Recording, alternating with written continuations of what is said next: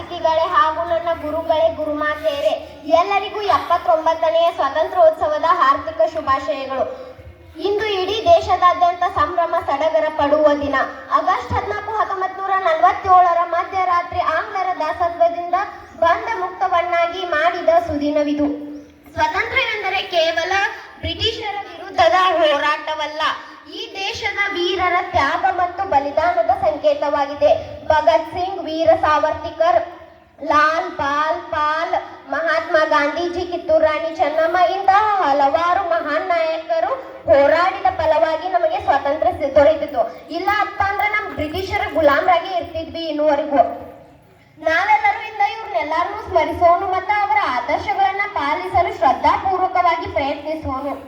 ನಾವು ನಮ್ಮ ದೇಶಕ್ಕೆ ಸ್ವಾತಂತ್ರ್ಯ ಬಂದೈತಂತ ಸಂಭ್ರಮ ಪಡುತ್ತಿರುವಾಗ ನಮ್ಮೆಲ್ಲರ ಹೊಣೆಗಾರಿಕೆಯನ್ನ ನಾವು ಮರಿಬಾರ್ದು.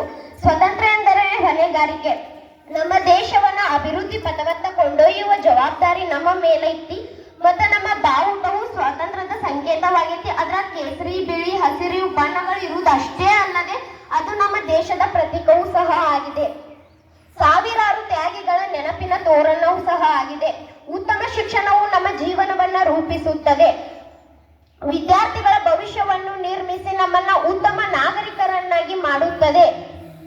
ಭಾರತವು ಮಹಾನ್ ರಾಷ್ಟ್ರವಾಗಬೇಕಾದರೆ ಪ್ರಜ್ಞಾವಂತ, ಶಿಸ್ತಿನ, ಶ್ರದ್ಧಾಳು ಪೌರರು ನಮಗೆ ಅವಶ್ಯಕತೆವಿದೆ.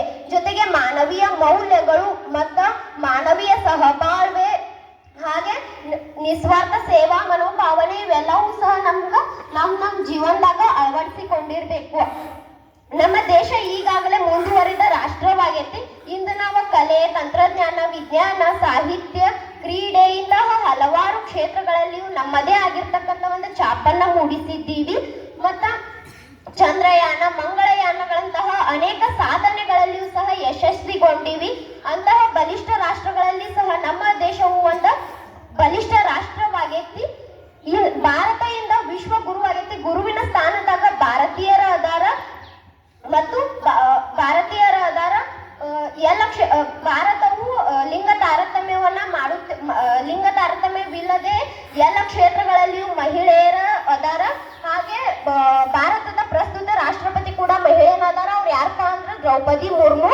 ಮೊನ್ನೆ ನಡೆದ ಭಯೋತ್ಪಾದಕರ ಕಾರ್ಯಾಚರಣೆಯಲ್ಲಿ ಭಯೋತ್ಪಾದಕರ ಹೆಡೆಮುರಿ ಕಟ್ಟುವಲ್ಲಿ ನಮ್ಮ ಬೆಳಗಾವಿಯ ಸೊಸೆಯಾದ ಕರ್ನಲ್ ಸೋಫಿಯಾ ಅವರು ಆಪರೇಷನ್ ಸಿಂಧೂರ್ ಎಂಬ ಘೋಷಣೆಯ ಮುಖಾಂತರ ಎಲ್ಲ ಭಯೋತ್ಪಾದಕರ ಅಡಗು ತಾಣಗಳನ್ನ ನಾಶ ಮಾಡಿದ್ರು.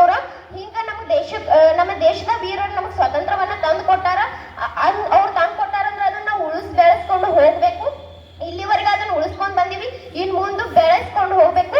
ಹಾಗೆ ಮತ್ತೊಮ್ಮೆ ಭಾರತ ಒಂದು ವಿಶ್ವ ಗುರುವನ್ನಾಗಿ ಮಾಡೋಣ ಎಂದು ಹೇಳುತ್ತಾ ನನ್ನ ಚಿಕ್ಕ ಭಾಷಣವನ್ನು ಮುಗಿಸುತ್ತೇನೆ.